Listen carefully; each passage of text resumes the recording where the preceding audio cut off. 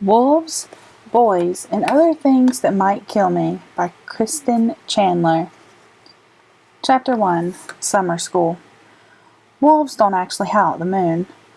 Mostly they howl at each other. I'm a girl, so I get that.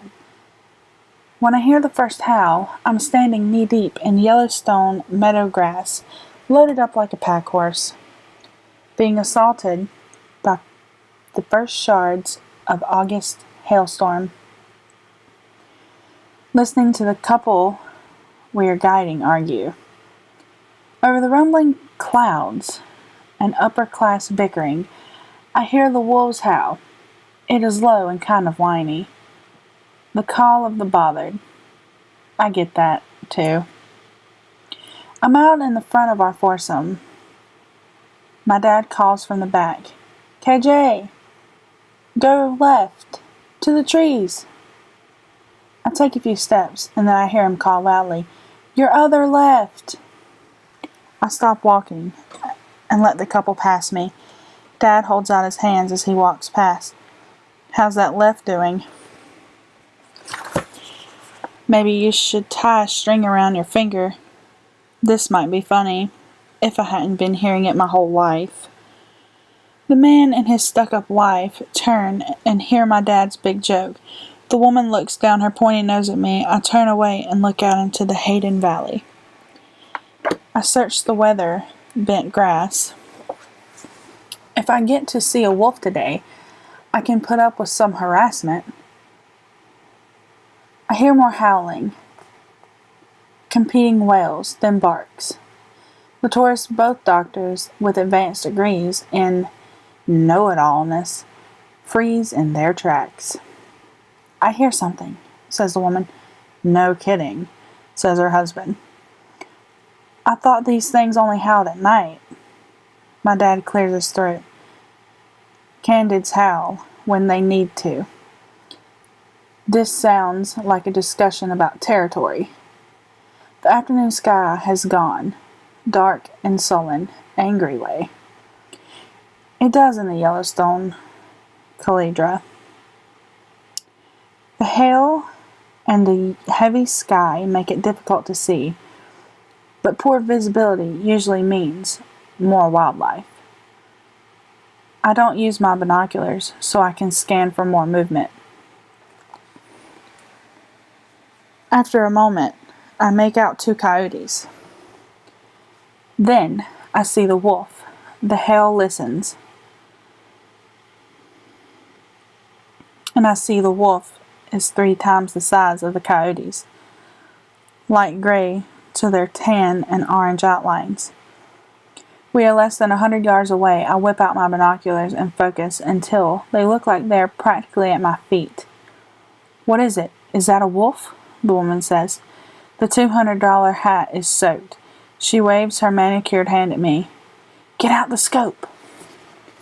Where do you see it? Her husband says, lifting his binoculars into the freezing hail. I stop watching the wolf so I can put up their scope. That is what I'm here for after all. To be the girly shepherd, the maid in hiking boots. The woman explained to me before we left the shop that she was outdoorsy, and all she could handle her own equipment. Apparently her idea of outdoorsy means she takes a guided fishing trip once a year, and her idea of handling her own equipment is having my dad and me carry the cameras, the scope, the tackle boxes, and the lunches, so she can carry her featherweight collapsible graphite rod without messing up her hair. The woman grabs her scope and starts swirling it around, trying to sight the wolf. Dad knows more about wildlife in this country than most people know about their own children, but he says nothing. We stand there, like that, for a minute, and then the yapping of the coyotes fills the valley. I'm blowing my hands, listening, trying to keep warm. The sounds come from 2 places, one in the meadow, one in the higher up in the trees. Finally, Dad says, they have a den. I say, but it's too late in the year. Yep, he says. Where? the woman says, salivating. Wolves or coyotes? I can't see a thing in this hail. If you be quiet, maybe Samuel will tell us, her husband says. I'll be quiet when I want to be quiet. Let me know when that happens. The wolf moves in and out of the coyotes, nips. I think for sure the wolf will tear into one of the little runts, but it doesn't. Instead, the wolf spins and runs, reaching back with its teeth to defend itself, but not chasing the coyotes off. I say, how come it doesn't go after them? The woman snaps at me. I'd like to know where the hell you're even looking. Dad raises his eyebrows, and then points for the woman. She goes obediently back to her scope. The man follows Dad's finger with his binoculars. Oh, he says. He's huge. Can't you see him, honey? He's right there. And the coyotes are biting him. This is very exciting. I guess the doctors miss blood when they're away from the office. The woman swings her scope more violently. I still can't see them. Dad's voice is low. That's because you need to calm down. Why can't my dad act like this the rest of his guys and just suck up to his clients?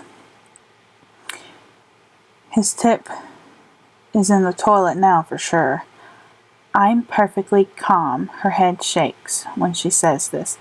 Her husband looks at Dad like he just slapped his wife.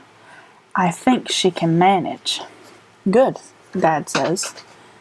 Now, how about I line up the lens so you both can get a good look?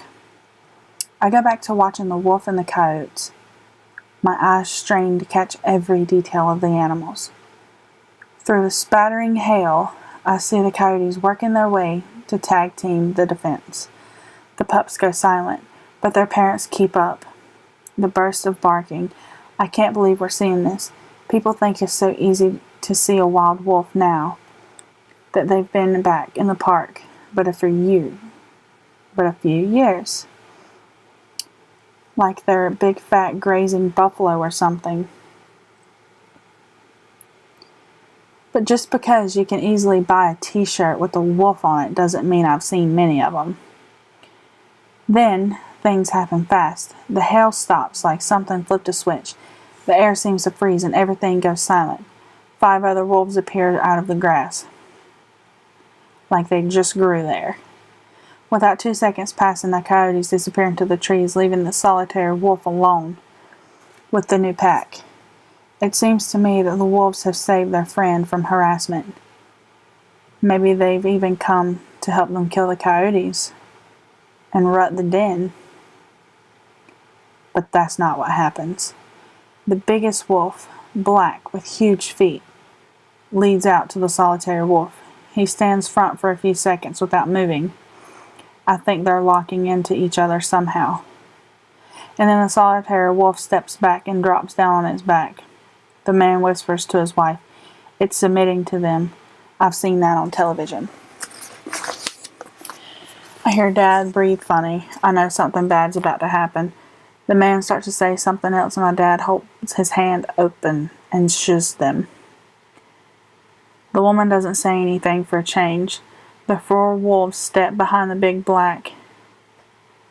The big black lunges at the wolf lying down.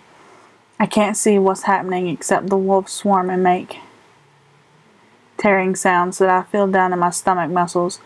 The wolves beginning killed yelps 4 times. The empties left by the storm. I can hear everything. I don't know how to describe the sound, except it's sharp and pitiful. We just stand there staring. I think I'm going to throw up, but I don't. Then the hail comes back like a wave pelting us. The ground up and the wolves. The back stands erect in the weather, heads up. Then they just circle the dead wolf once in a line and trot off. The woman grabs her husband's arm. "Oh, I can't believe it." Her husband says, "That was disgusting. I whirl around. Dad, they killed him. Dad's face is hard and flat. Yes, they sure did. And don't you forget it. Don't you forget it. I let that boil about 10 seconds. I said, gee, thanks, Dad. I'll just pull some more string around my finger. He eyeballs me. Though this look probably scares some people. That's not what I meant, KJ. The minute that wolf backed down, it was all over. Classic Samuel Manning Carson. Classic Samuel Manning Carson. It was the wolf's fault for being outnumbered, ambushed, and then ripped to Alpo. It's a dog-eat-dog world out there, little missy, and you better get used to it. Lessons from life. Spare me. We scowl at each other and then look away. The couple stays silent. On the way back to the van, Dad needs to report the wolf's death. Fish and wildlife are out counting noses all the time. The hail has ruined the fishing for today. So what, I think. My tip was in the toilet anyway.